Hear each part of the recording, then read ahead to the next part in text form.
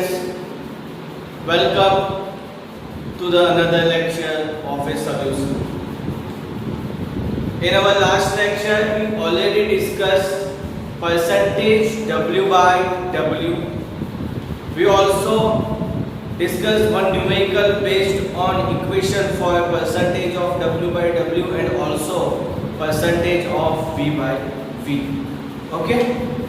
Now in this lecture we are going to study about mole fraction. We are going to study about mole fraction. Mole fraction. Okay, इस lecture में हम mole fraction के बारे में बात करने वाले हैं. ठीक है. So assume that you have one solution.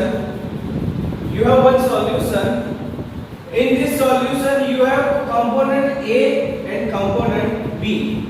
In this solution you have two component A and B. Number of moles. Numbers of moles of component A is 1 and numbers of moles of component B is 3. So if we have to find mole fraction, of component A, then first we have to write in numerator, we have to write mole of component A, which is 1 here, 1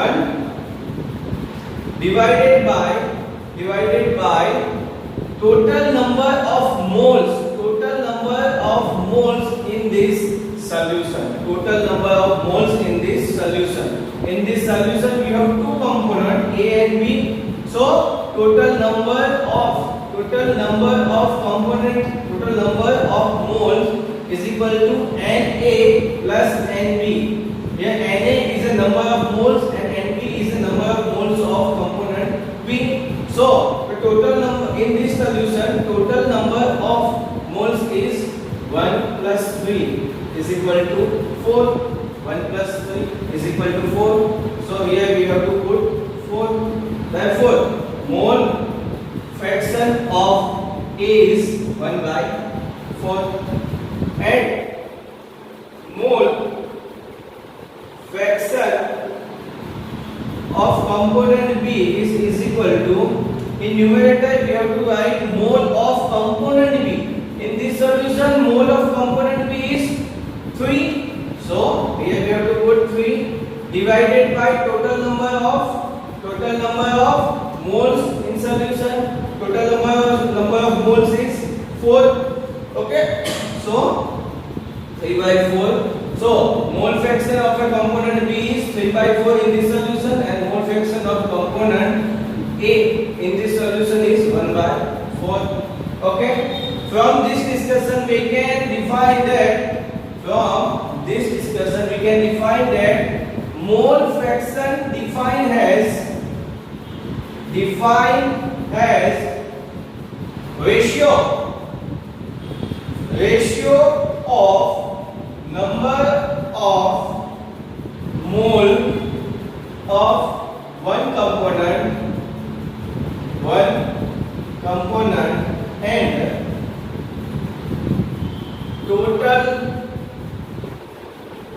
number of moles in this solution. ठीक है ना. जो ये यहाँ पे हमने discussion किया है उसमें मैंने क्या किया, मैंने आपको बताया कि हमारे पास सॉल्यूशन है जिसमें दो कंपोनेंट है, कंपोनेंट ए और कंपोनेंट बी.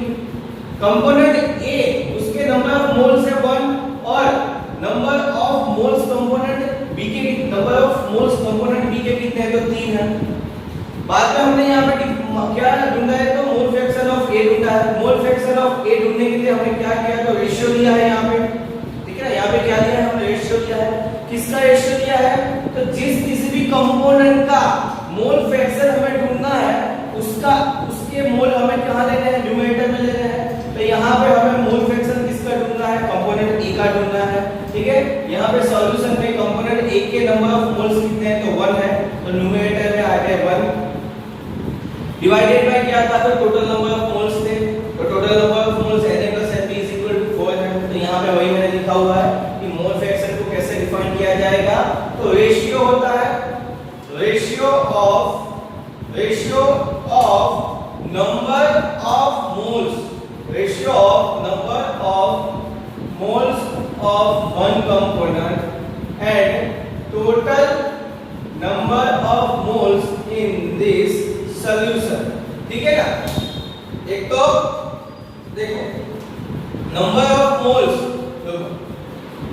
बेटा हमें किसका रेशियो लेना है यहाँ पे, एक तो number of moles of one component, ये जो वन कंपोनेंट है उसका मतलब जिस किसी का भी हमें मोल फ्रैक्शन ढूंढना है उसके नंबर ऑफ मोल्स जो है वो हमें कहां लेना है, तो न्यूमरेटर में लेना है, और डिनोमिनेटर में हमें क्या लेना है, तो टोटल नंबर ऑफ मोल्स लेने वाला है। तो यहाँ पे इक्वेशन हो जाएगा हमारा मोल फ्रैक्शन के लिए, mole fraction is equal to number of mole fraction of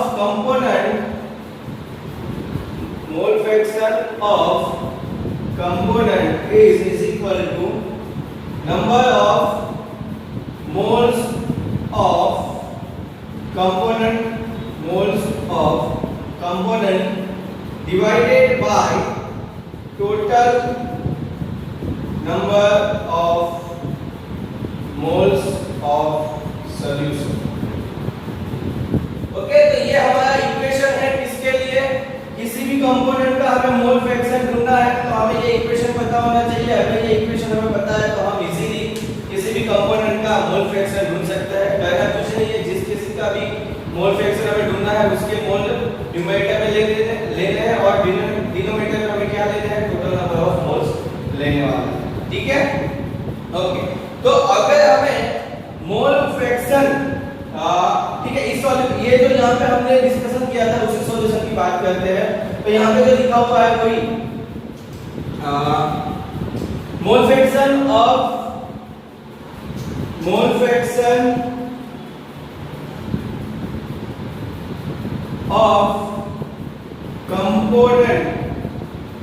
component A is equal to, यहाँ पे क्या है, तो total number of moles of component A का हमें मोल फ्रैक्शन ढूंढना है। तो इक्वेशन क्या हो जाएगा यहाँ पे, mole of component A divided by total number of moles in solution.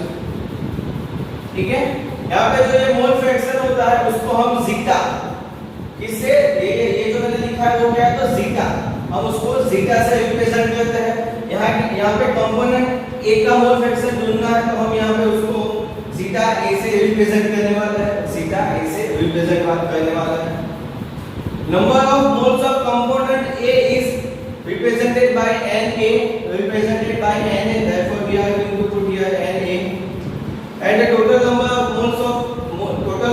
moles in solution is Na plus Nb, therefore this is the equation for finding the mole fraction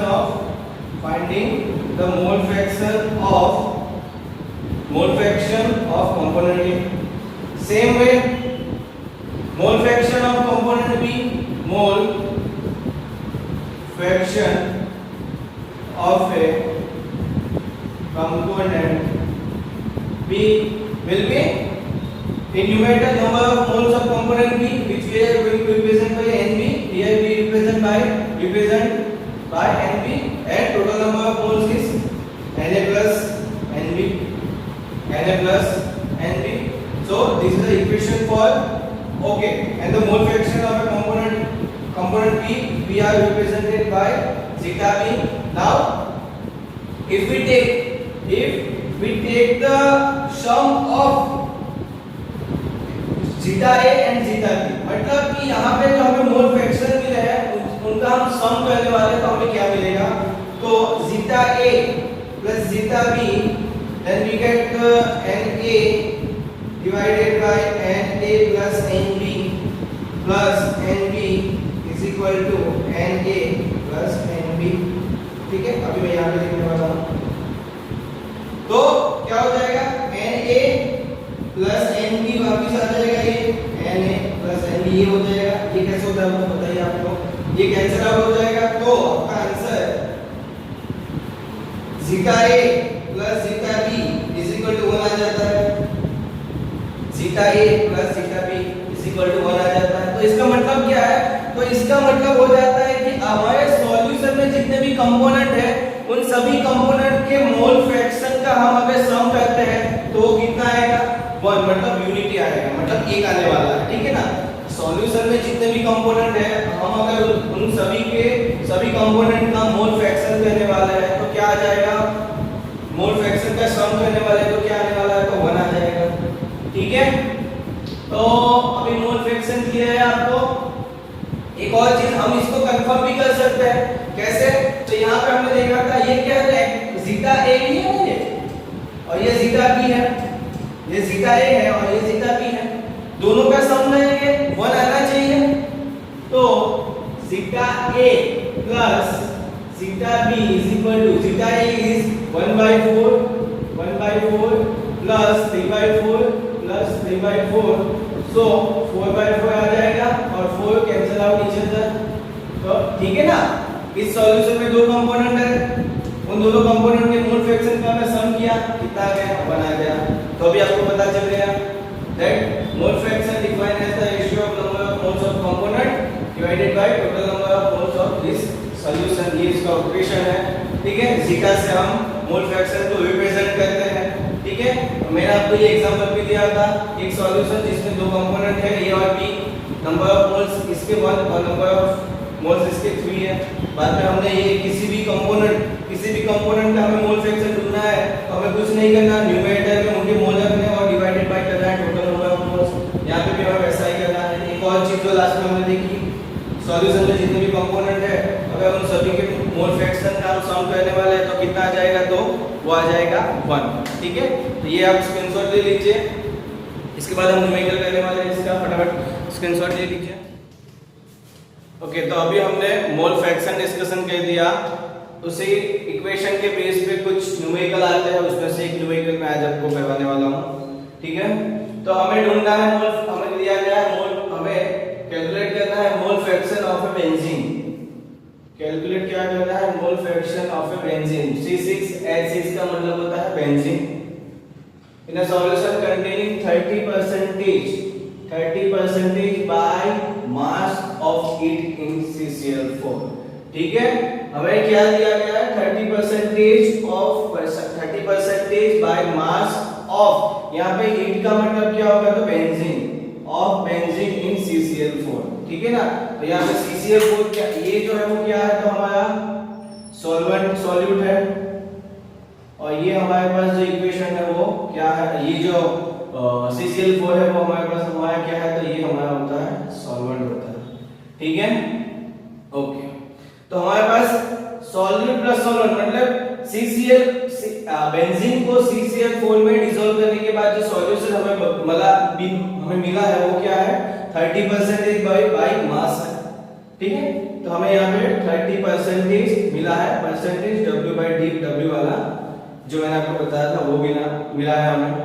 यहाँ पे 30% का मतलब क्या हो जाएगा, वो भी हमें पता है कि 30 ग्राम, यहाँ पे सॉल्यूट कौन है, तो बेंजीन है, तो 30 ग्राम सॉल्यूट, 30 ग्राम बेंजीन जो है वो डिसॉल्व हुआ होगा किसमें, 70 ग्राम ऑफ सॉल्वेंट मतलब CCl4 में, और हमें क्या मिला होगा यहाँ पे, तो 100 gram of what we get here is 100 gram of solution. So the whole mass of a solute, WA, mass of a solute, we represent mass of a solute by WB. So here mass of a solute WB is 30 gram. Okay, mass of a solvent WA is equal to 70 gram, and total mass of a solution is W. Okay, total mass of a solution is W.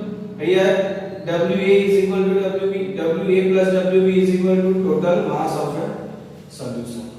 So now we have a mass of a solute, mass of a solvent. From ये दो मास जो solvent और solute के मास हमें मिल गए तो हम easily mole fraction benzene का ढूंढ सकते हैं। हमें क्या करना है, सिर्फ दोनों के एक बार नंबर ऑफ मोल्स जो है वो हमें फाइंड कर लेना है। ठीक है, चलो देखते हैं। Number of moles of solute, numbers of Nb क्या है, numbers of moles of solute Nb is equal to Wb upon molecular mass of molecular weight of बोलो या molecular mass of solute।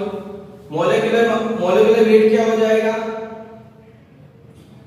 हमारे पास बेंजीन है ना, बेंजीन हमारा solute है, इसका molecular weight हमें ढूंढना है। तो molecular weight is equal to क्या हो जाएगा, तो 6 कार्बन, ये तो बहुत ही बेसिक है, ये तो आपने 11th में पढ़ा है। ठीक है, ये हाइड्रोजन यहाँ पे कार्बन 12 होता है, हाइड्रोजन 1 होता है, ये करंट 60 और 72 प्लस 6 तो आपका आ जाएगा 78। तो molecular weight of benzene is 78। तो ये हमें मिल गया। तो अब यहाँ पे हम पुट करने वाला है WB कितना है, 30 gram, 30 gram divided by 78 divided by 78। तो ये हमें क्या मिल गया, numbers of moles of solute मिल गए। ठीक है, numbers of moles of solute मिल गए। ये मैं निकाल देता हूँ, ये तो आपको आता ही होगा। ठीक है, चलो अब हमारे पास क्या है, CCl4 है क्या, हमें ढूंढना है Na, numbers of moles of solvent, mass of a mole का इक्वेशन क्या होता है, mole is equal to mass divided by molecular weight, ये होता है। हमें कंपोनेंट E का मोल ढूंढना है, तो न्यूमरेटर में उसका मास लेंगे और डिनोमिनेटर में उसका मोलेकुलर वेट लेने वाला है। WA ये तो हमें पता है, पर मोलेकुलर वेट हमें पता नहीं है किसका, CCl4 का। तो CCl4 के लिए मोलेकुलर वेट क्या हो जाएगा, तो गिन लेते हैं। कार्बन 4Cl, कार्बन एक होता है 12, ये 36.5, 36.5, ये कितना होगा, सॉरी 36 नहीं 35.5, 35.5 है। ठीक है, ये कितना हो जाएगा यहाँ पे 35, ये 120 और 5 कितना हो जाता है। तो देखो ऐसी कोई कैलकुलेशन आया तो ऐसा सिर्फ कर दो, 30 प्लस 5 प्लस 0.5। ठीक है, और यहाँ पे कर दो 4, ये कितना होता है 120, ये कितना होता है तो 20, और ये कितना होता है तो 5 मतलब 2। ठीक है, तो ये कुछ आपका आ गया 142 आ गया क्या, ये 140 देख लेना यहाँ पे कुछ गड़बड़ ना हो, 142 अभी तो दे रहा है 142 आ गया। तो ठीक है, ये कितना आ गया 154, चलो ठीक है 154 तो सही है। CCl4 का मोलेकुलर मास होता है वो 154 ही होता है। ठीक है, चलो ये तो सही है। ओके, तो ये कैसे ढूंढा वो भी आपको पता चल गया, वैसे तो आना चाहिए, बहुत ही बेसिक है। ठीक है, चलो तो WA क्या है तो 70, और ये यहाँ पे क्या है तो 154, तो ये भी हमें मिल गया ना। बस अभी तो बहुत इजी है, हमें क्या ढूंढना है, मोल फ्रैक्शन ऑफ बेंजीन। तो क्या ये बेंजीन को हमने B से रिप्रेजेंट किया, बेंजीन को हमने B से रिप्रेजेंट किया है, और CCl4 को कैपिटल A से रिप्रेजेंट किया है। तो अगर हमें मोल फ्रैक्शन ऑफ बेंजीन चाहिए तो जीटा B चाहिए, हमें जीटा B चाहिए। उसका इक्वेशन क्या आएगा, mole of benzene divided by number of moles of total number of moles of solution, Na plus Nb आएगा। Nb कितना आ गया 30 डिवाइडेड बाय 78 आ गया। ठीक है, उसके बाद Na प्लस Nb कितना है यहाँ पे, ये 70 प्लस 154 प्लस 30 अपन 78। ठीक है, 78 का डबल में करूंगा तो कितना होगा, ये 140 प्लस 80 तो 60 मतलब 156 हो जाएगा। ठीक है, चलो एक काम करो, ये आपके लिए मैं दे देता हूं कैलकुलेशन, ये आपको करना होगा। NB ये डिवाइड करो, कितना आता है, जो आता है वो आपका आंसर, NA डिवाइड करो, जो भी आता है वो आपका आंसर है। ठीक है, उसको बाद में इस इक्वेशन में रखो, इस इक्वेशन में आप रखोगे तो आपका आंसर आ जाएगा, और इसका आंसर जो है वो आपको मुझे कमेंट बॉक्स में लिखना है।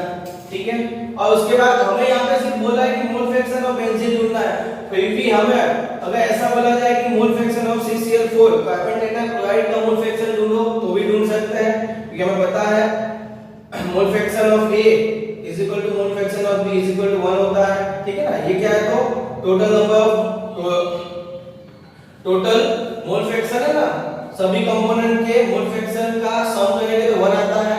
यहाँ पे zeta B is equal to 1 minus zeta, sorry zeta A हमें ढूंढना है, zeta A is equal to 1 minus zeta B हो जाएगा। zeta B आपने यहाँ पे ढूंढ लिया होगा।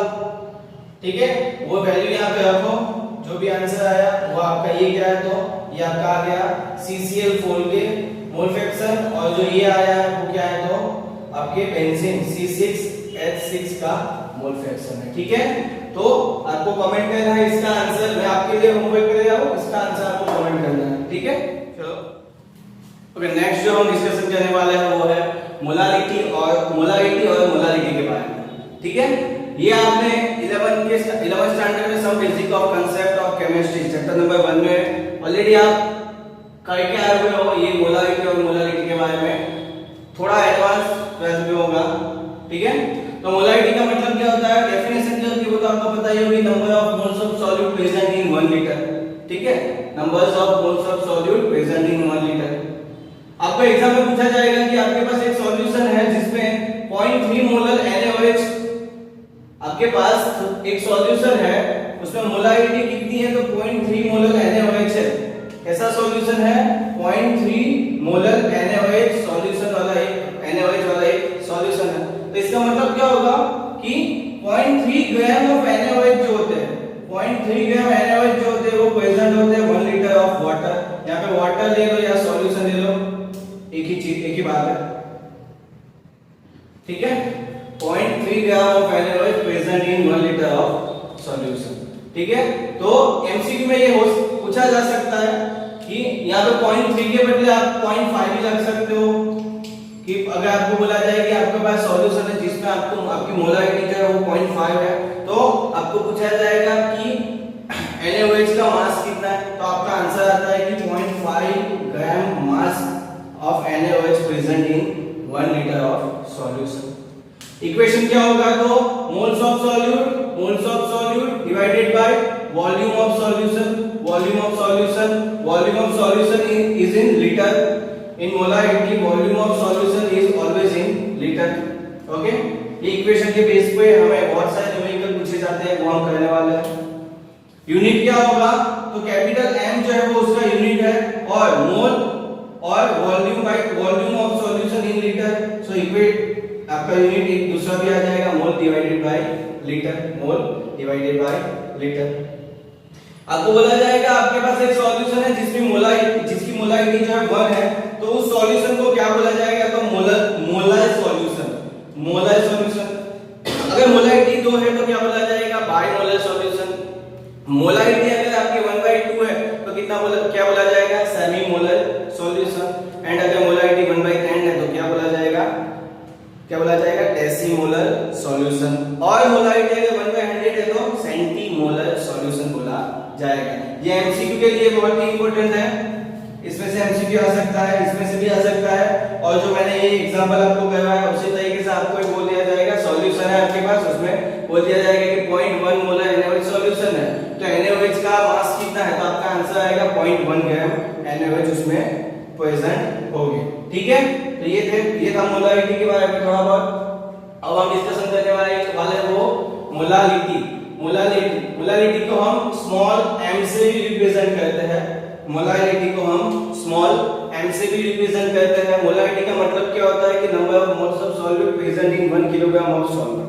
1 किलोग्राम ऑफ सॉल्वेंट में 1 किलोग्राम ऑफ सॉल्वेंट, ठीक है ना, यहाँ पे सॉल्वेंट है, मोलारिटी में डिवाइड, मोलारिटी में यहाँ पे क्या आता है, सॉल्वेंट आता है और यहाँ पे सॉल्यूट आता है, यहाँ पे वॉल्यूम आता है, यहाँ पे सॉल्वेंट का मास आता है, ठीक है ना। तो मोलारिटी का डेफिनेशन, मोलारिटी की डेफिनेशन क्या है, numbers of moles of solute present in 1 kilogram of solvent, ठीक है। आपको बोला जाएगा आपके पास एक सॉल्यूशन है जिसमें HCl है और उस सॉल्यूशन की मोलारिटी है 10 मोलर। सो क्या पता चलेगा कि 10 ग्राम ऑफ HCl प्रेजेंट होगा 1 किलोग्राम, 1 किलोग्राम ऑफ सॉल्वेंट में। सॉल्वेंट के तौर पे आप वाटर ही लेना, ये यूनिवर्सल सॉल्वेंट है तो हम वही लेने वाला है, ठीक है। तो यहां पे आपको 5 भी आ सकता है, बोला जाएगा 5 मोलर सॉल्यूशन, तो कितना है HCl का कितना मास प्रेजेंट, 5 ग्राम। यहां पे बोला गया 1 मोलर, तो HCl का कितना ग्राम, कितना मास प्रेजेंट होगा, तो 1 ग्राम, ठीक है, ओके। तो मोलारिटी की, उसके बाद ये मोलारिटी का इक्वेशन क्या हो जाएगा, moles of solute divided by mass of solvent in kilogram, mass of solvent in kilogram, ठीक है। ये जो इक्वेशन है हम उसको न्यूमेरिकल में बहुत ज्यादा यूज करने वाले हैं।